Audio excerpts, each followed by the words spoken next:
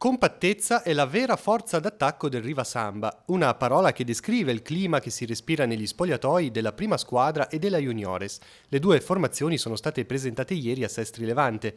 La società punta a valorizzare i suoi giovani. Il settore giovanile che cerchiamo tutti gli anni di tirarne su il più possibile per fare giocare in prima squadra.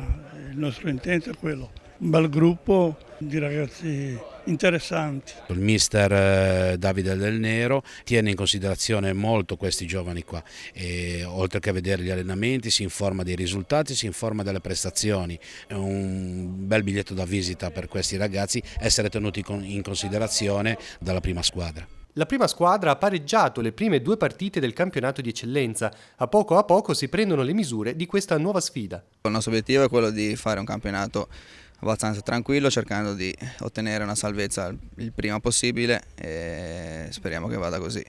Sicuramente abbiamo fatto una squadra competitiva per poter raggiungere l'obiettivo, quindi sono abbastanza tranquillo e fiducioso. Confermato il 90% della squadra, i giocatori sono compatti intorno al mister. Il gruppo è ben cementato, potrà essere il punto di forza per fare la differenza? Con gli innesti che abbiamo fatto, secondo me ci siamo rinforzati e quindi siamo lì sicuramente a fare un campionato, ripeto, importante, cercando domenica dopo domenica di vedere quali sono le nostre potenzialità. Abbiamo dimostrato già dall'inizio del campionato che possiamo affrontare anche le squadre tra virgolette favorite per la vittoria senza problemi.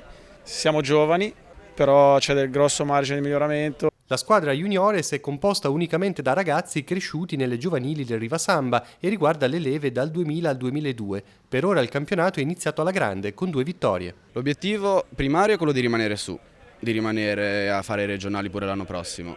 Nel caso dovesse andare meglio, nel senso posizionarci in una buona posizione, meglio per l'ambiente, meglio per tutti.